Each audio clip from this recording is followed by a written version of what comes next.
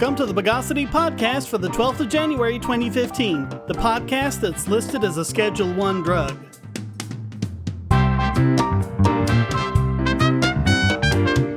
This is your host, Shane Killian, and joining me again this week is Jonathan Loesche. John, welcome back to the show. Great to be back. Let's dox the news of the bogus.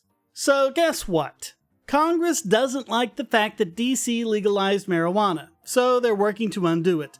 But it seems they inadvertently made a loophole that will keep marijuana legal in D.C. indefinitely. Well, this is the government, and we can't expect them to actually read the bills they pass. For once, their ineptitude might work in our favor. So, Harold Rogers, a Kentucky Republican in the House Appropriations Committee, intended a rider in an omnibus spending bill, and that's one of the ones they just stick everything into when they just want it passed automatically, that will stop D.C. from legalizing marijuana. But apparently there was some back and forth debate going on, and 3 words got taken out. And what it says is that D.C. is prohibited from using funds contained in this act to enact any law, rule, or regulation to legalize or otherwise reduce penalties associated with the possession, use, or distribution of any Schedule 1 substance. Okay, so that sounds pretty solid, isn't it? It sounds like they're not going to let them legalize marijuana. Well, the thing is, originally, the rider said enact or carry out. So now it doesn't say carry out anymore, it just says enact. And Initiative 71, which was the ballot measure that D.C. voters overwhelmingly approved to legalize marijuana, says it's already enacted and there's no legislative action that needs to be taken to put it into place. So enacting it is moot. And now I'm sure Congress will have something to say about that. This is the government that made famous what is the definition of the word is. True. But there is one way they can stop it from taking effect, which is if Congress approves a joint resolution no later than 30 legislative days after it's submitted for review. And if it's passed and signed by the president before the review period ends, then it's basically repealed. I didn't see. So when does the review period end? It's 30 legislative days after it's submitted, and it's going to be submitted sometime this month. Okay. So that hasn't happened yet. But it has to go through both houses and get to the president. Mm-hmm. Okay. So it might not make it through in 30 days. Hopefully. Yeah, but this is just another case of, the voters just overwhelmingly said, yes, this is what we want. And the government says, screw you, we're not going to let you do it anyway. Mm-hmm. Because it's democracy, you see. Democracy for me, not for thee. Yep, pretty much. Well, I think we talked about this a couple years ago on the podcast, was Florida enacted 2 amendments that basically prohibited gerrymandering. Mm-hmm. And, of course, the 2 Congress critters that the amendments specifically targeted pretty much sued, saying that, oh, no, this is about denying minority rights to voting. Oh, yeah. We got a district like that. Probably have a few, actually, but there's one real famous one called the I-85 district because it kind of winds up and down I-85. But if you remember, former Congressman Mel Watt, kind of a famous guy, that was his district. Yeah, well, the one locally for me is Corinne Brown.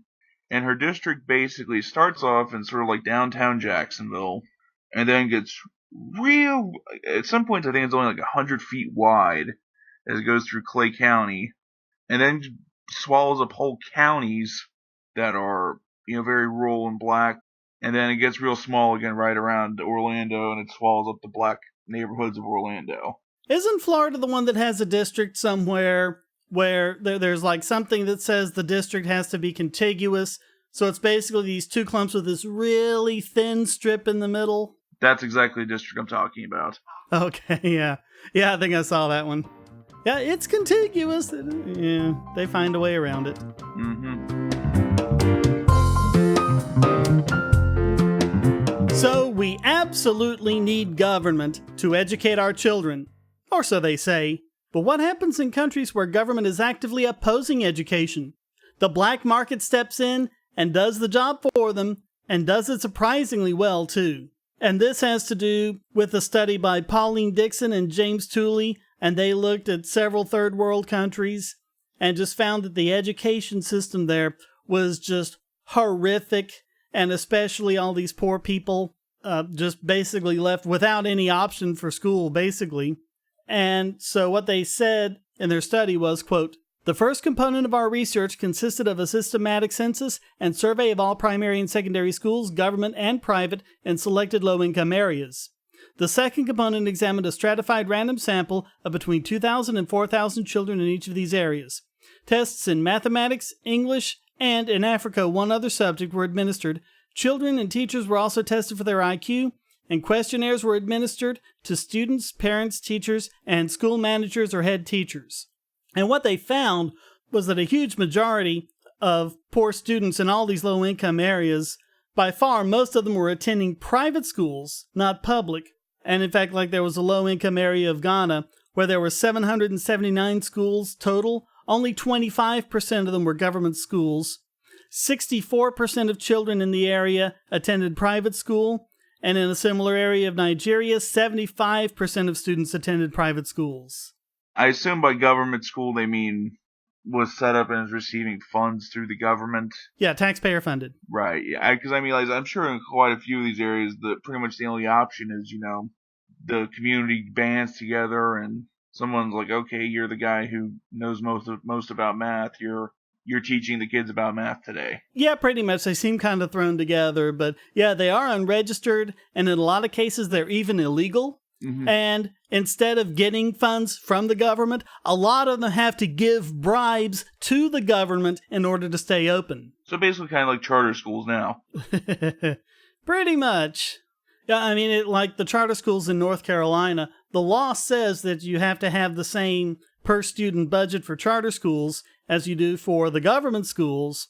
But, of course, they have their ways of doing the funky accounting, and, the charter schools get something like $7,000 or $8,000 per student, whereas the government schools get over $10,000 or something like that, once you include everything else in. You got to make sure to include all the bloated bureaucracy in the public sector. Yeah.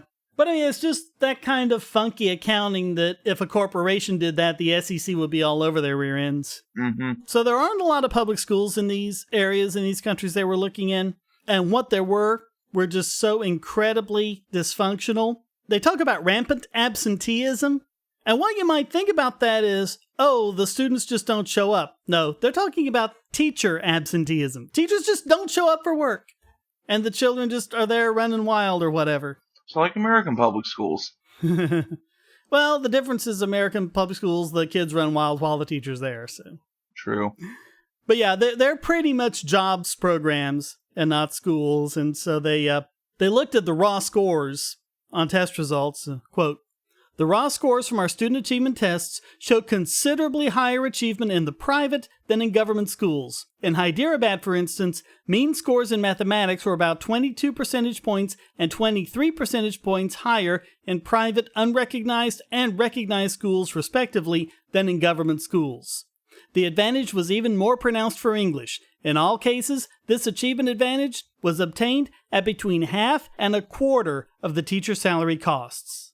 I mean, this doesn't really surprise me because, I assume in most of these quote-unquote private schools, it's community-driven with much more incentive to make sure that there's a base amount of education amongst the youth. Yeah, and it just seems to be like everyone in a community coming together and pooling their resources. And like they've got some pictures of them, and one of them I wouldn't even call it a house. It's basically a roof on sticks, and all the kids are under that, and there's a blackboard in the front, and things like that. And so some of them are sitting at desks. There's other pictures where they're just sitting at benches and just kind of doing whatever. But I mean, they're just making the most of it. And it makes you wonder with billion-dollar public school budgets why we're failing with. Never mind. Not even go down there, bro. I think we've all seen the graph where all of the performance metrics stay flat while the spending per student goes up, up, up, up, up. Yeah, so the more money doesn't fix things. No. It's community involvement, not how much money the bureaucrats can throw at it. And the more things you do, like Common Core and No Child Left Behind, the more you undermine that.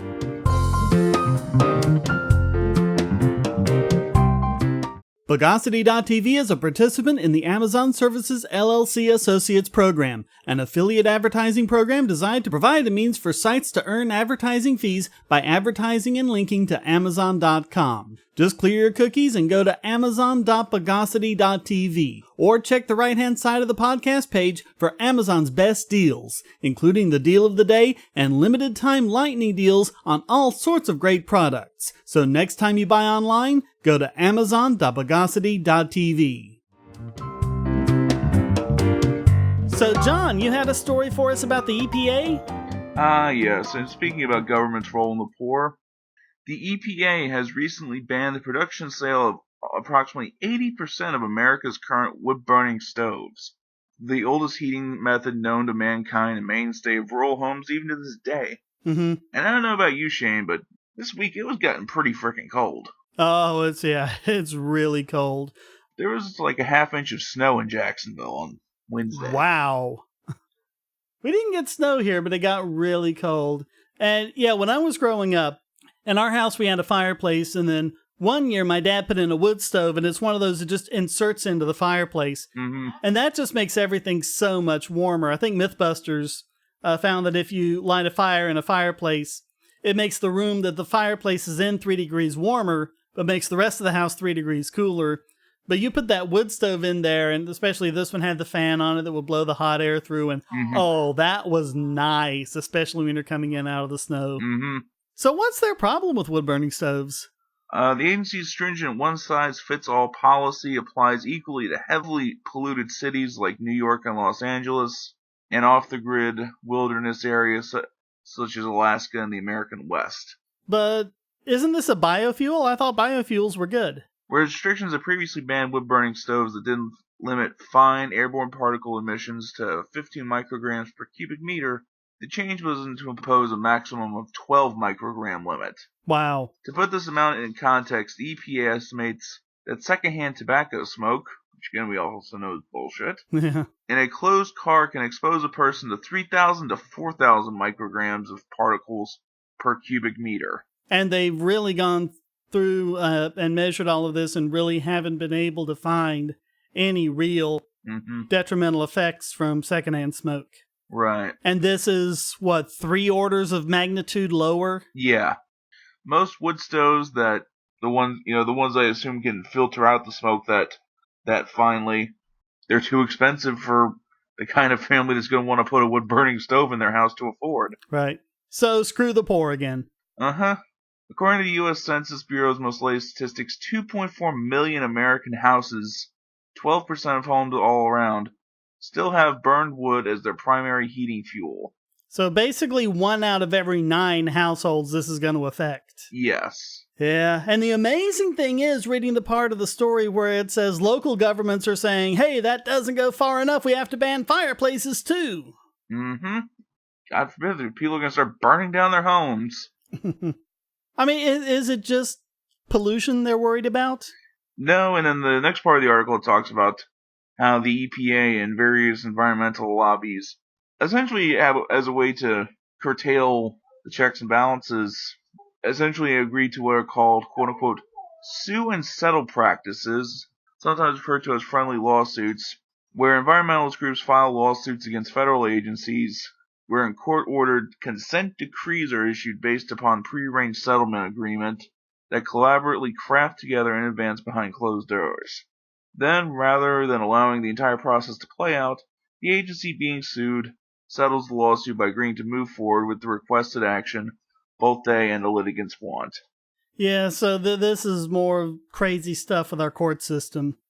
But I mean, if you stop people from using wood-burning stoves, what are they going to use? They're probably going to use electric furnaces, I would think, and we're still generating most of our electricity with coal and oil, fossil fuels. So how are you helping the environment here? Yeah, and not even as an environmental question, a good chunk of folks that use wood-burning stoves, they might not even have electricity as an option. That's true.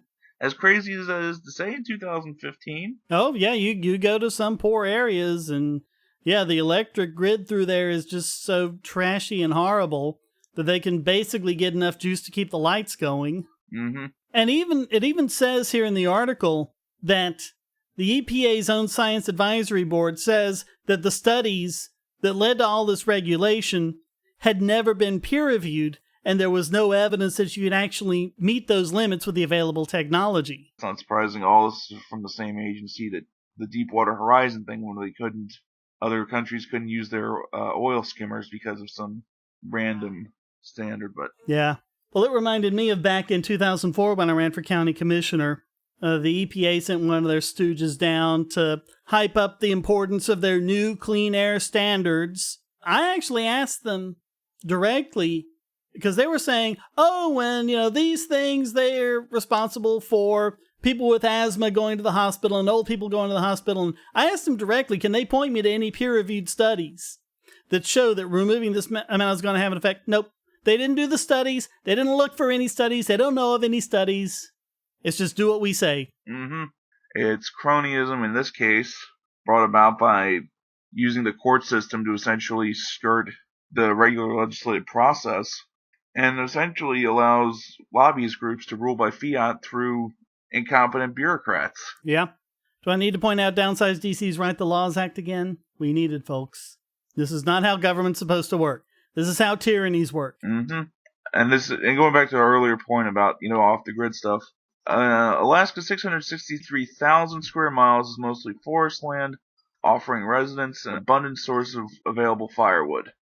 When county officials floated a plan to regulate the burning of wood, residents were understandably inflamed. Ha ha ha ha ha, inflamed, I get it. Yeah. But hey, it's Alaska. We'll just put solar panels up there. That'll work, won't it? Well, for 8 months out of the year. Oh, it should work great. Solar panels work best when they're facing south, and you're always facing south up there, so it works great. Unless you're up in the far north and the sun doesn't come up for 3 or 4 months. Yeah. And then there are times where it stays up for 3 or 4 months, but it's not at the same point. It kind of goes around the horizon.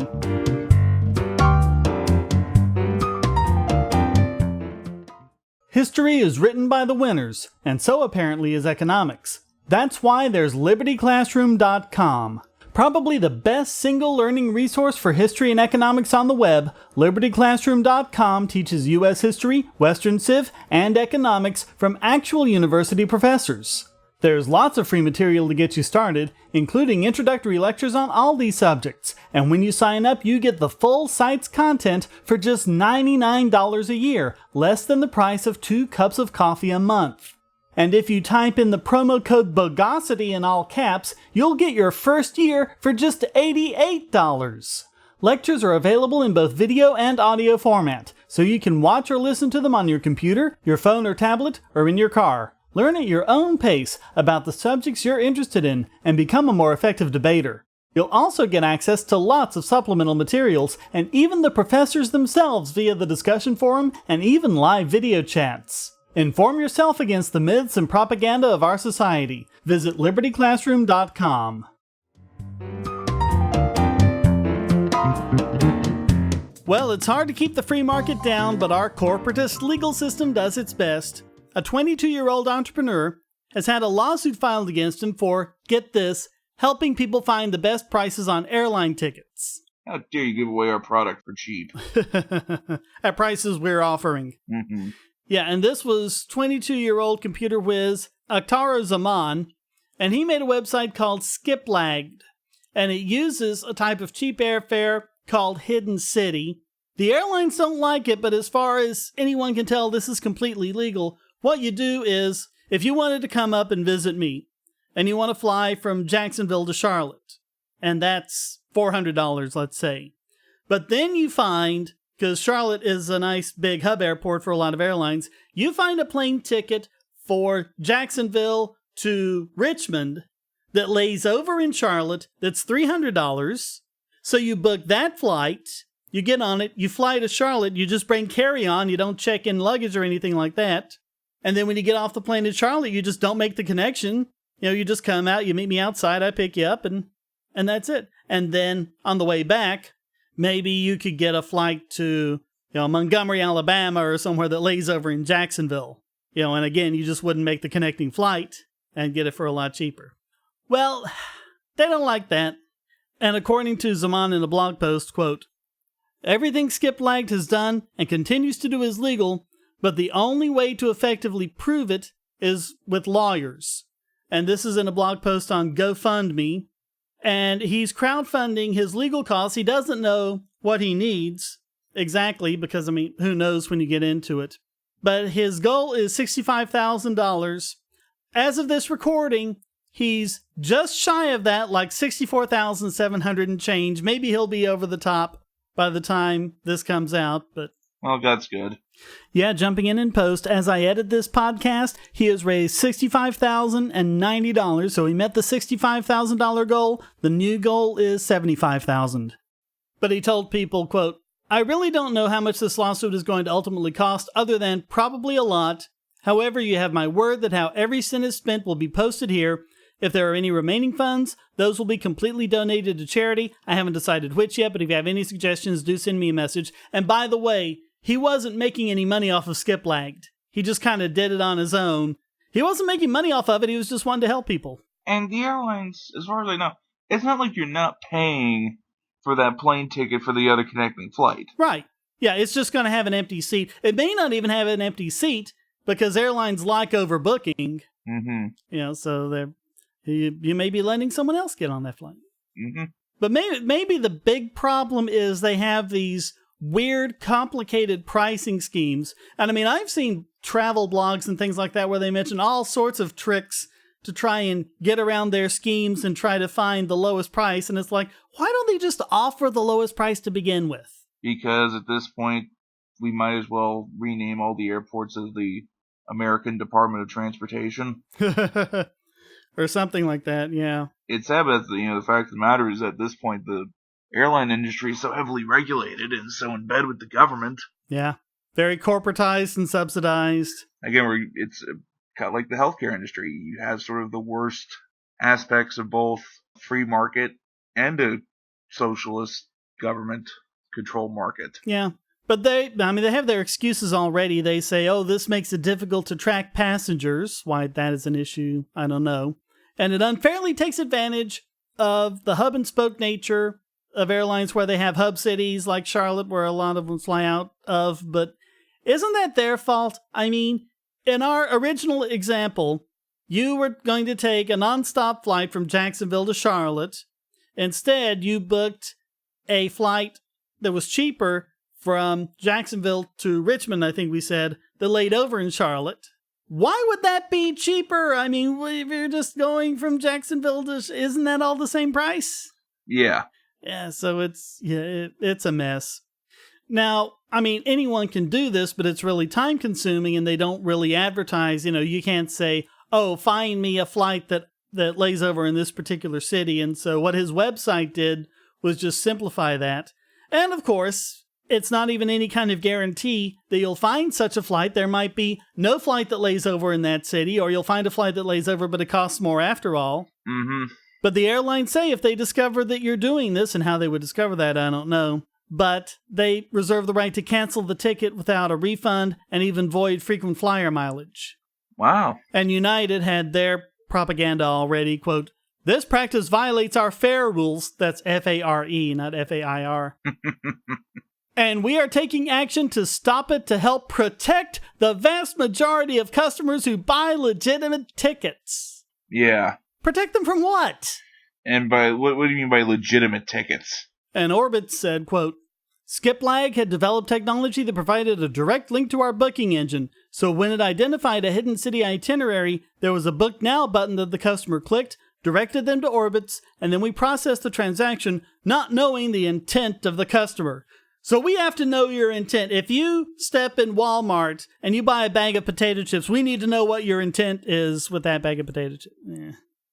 And they also said, quote, "While some independent operators might encourage consumers to try and break ticketing rules, we have an obligation to uphold airline fare rules and also protect consumers from making purchases that could be invalidated." Well, if you're that worried about it, you could just stop invalidating the tickets. Now, at what point are the airlines going to realize it's not 1980s anymore? You can't just hide pricing tricks. Yeah. And not expect them to get out. A lot of people talking about this. Bogosity.tv and all of its services are hosted at GoDaddy. I've been very satisfied with GoDaddy's services and their wonderful 24/7 customer support for over 10 years now. So I'm happy to be able to give you this special offer. Just sign up for any new domain, web hosting, email, or other service and get 35% off with the code WOWNOBOGON. That's WOWNOBOGON. Because there's nothing bogus about these savings on quality internet hosting. Just go to GoDaddy.com and use the code WOWNOBOGON.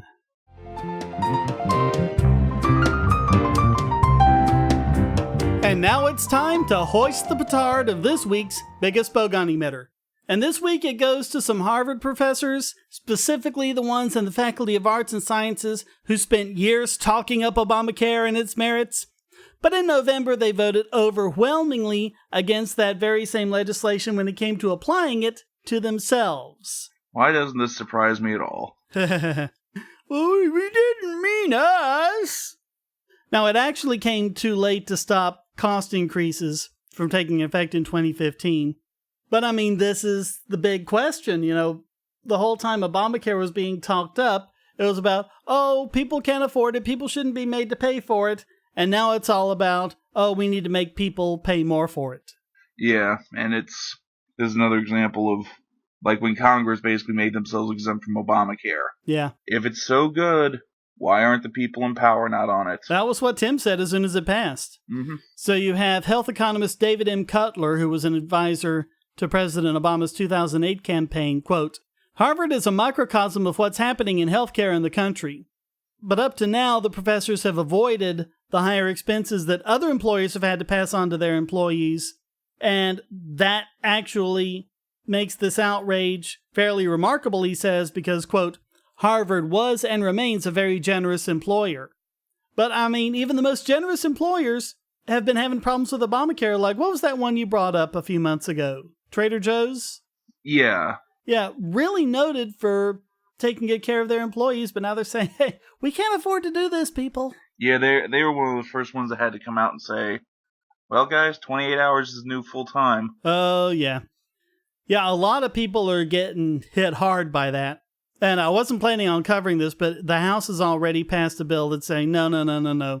40 hours a week is full-time. And the liberals, of course, are in uproar. They're trying to, hurt the poor and get rid of Obamacare and all that. It's like, well, right now, people in lower-paying jobs, because they're not able to make that much money for the company, they keep getting cut off at 28 hours.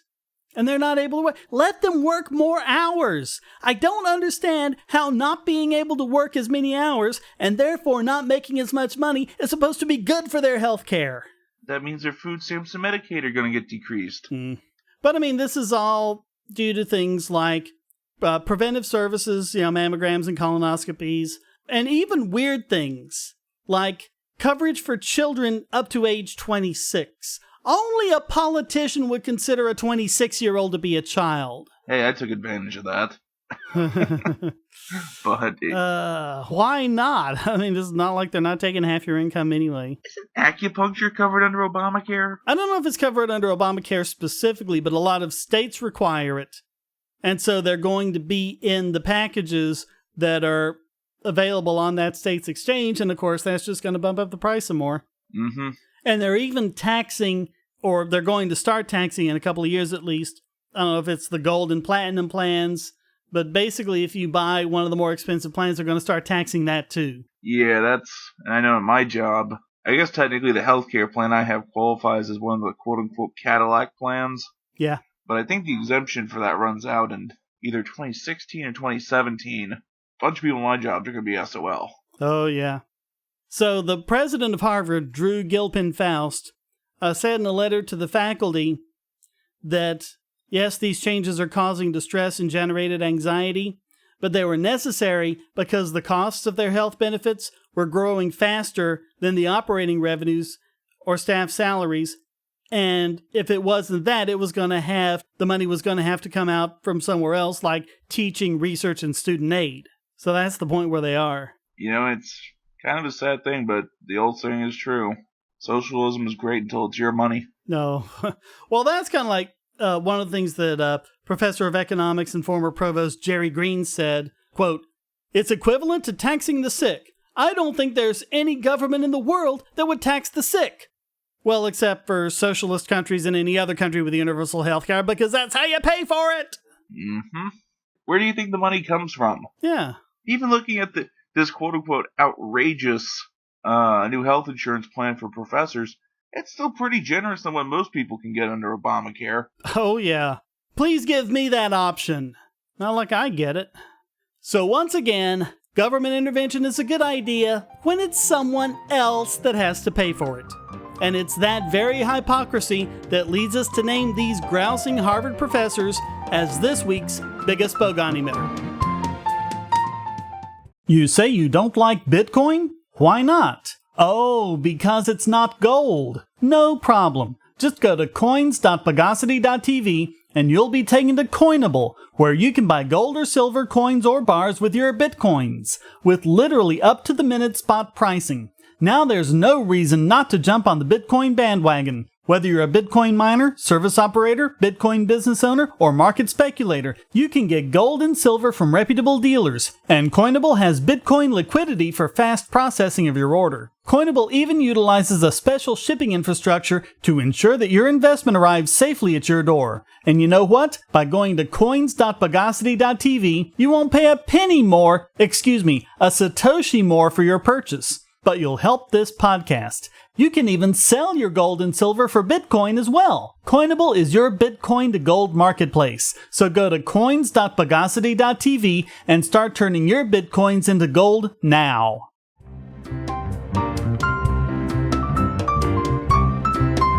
And now it's time to spackle the cracks in this week's Idiot Extraordinaire. And isn't it amazing that when you give government the power to censor, the things they censor get more and more ridiculous? The UK just banned photos from websites that show, get this, a gap in between women's thighs. Well, okie dokie then. Nice to know we went back to the Victorian era. I don't even know if this is... They actually called it the thigh gap. Oh, God. And the British Advertising Standards Authority told this one website that was displaying ad for underwear that they couldn't use this picture because there was a gap in between the model's thighs.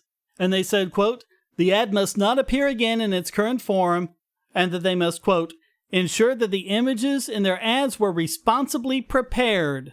The model in the picture was unhealthily thin, and the ad was irresponsible and harmful.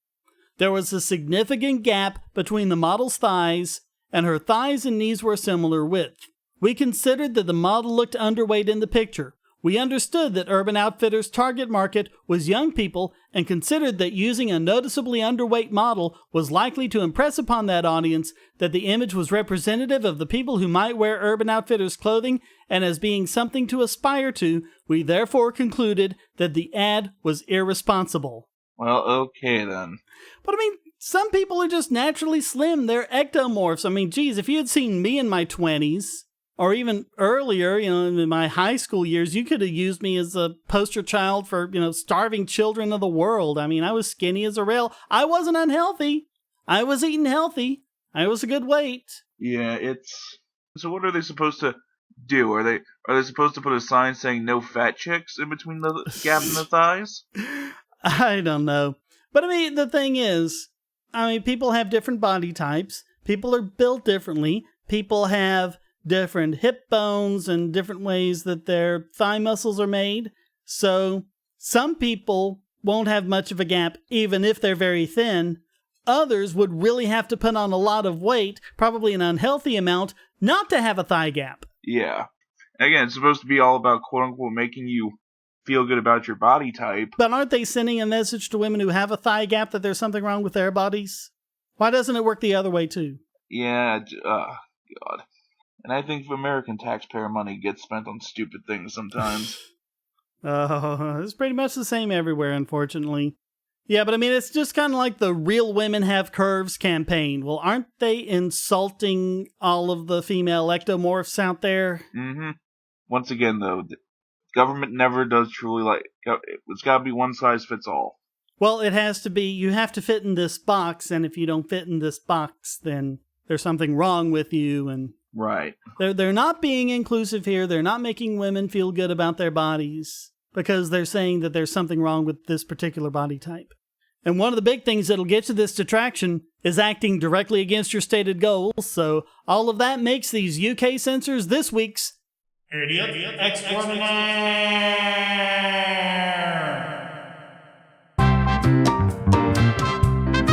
Well, that wraps up this I Had a Nick on My Brimble Once edition of the Bogosity podcast. As always, you can come to forum.bogosity.tv and read the show notes and join the discussion on these and other subjects. This podcast depends on you to keep going, so please donate using the links on the website. And if you'd like to join us, just send a question, statement, news article, or rant to podcast@bogosity.tv and even stick it in an audio file if you want. Thank you for listening, and thanks again to Jonathan Loesche for joining me. Good to be back. Until next time, here's a quote from Stephen Fry. Heightened self-consciousness, apartness, and inability to join in, physical shame and self-loathing, they are not all bad. Those devils have been my angels. Without them, I would never have disappeared into language, literature, the mind, laughter, and all the mad intensities that made and unmade me. The Bogosity podcast is licensed under Creative Commons Attribution Non-Commercial No Derivatives 3.0 Imported License.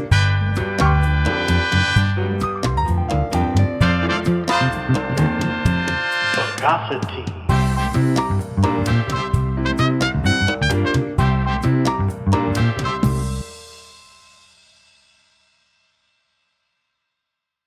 Do you want answers to creationist claims against evolution? Would you like to know more about evolution yourself, or even engage creationists more directly, with actual peer-reviewed sources to back you up? My book, How Evolution is Scientific, is designed to show the basics of evolutionary theory and how it is so well supported using the scientific method. It's impeccably sourced, with references to the actual scientific material, and is arranged using the creationists' own criteria of what is scientific. Using their own arguments against them, see how evolution is scientific, but creationism is not, based on observations, accurate predictions, logic, and evidence. Get answers to common creationist claims, and even a primer on abiogenesis, the start of all life. It's all in my book, How Evolution is Scientific, available at Amazon and on Kindle, EPUB, and PDF as well. Get How Evolution is Scientific and never be taken in by creationists again. To hell with Oregon. Go Knowles.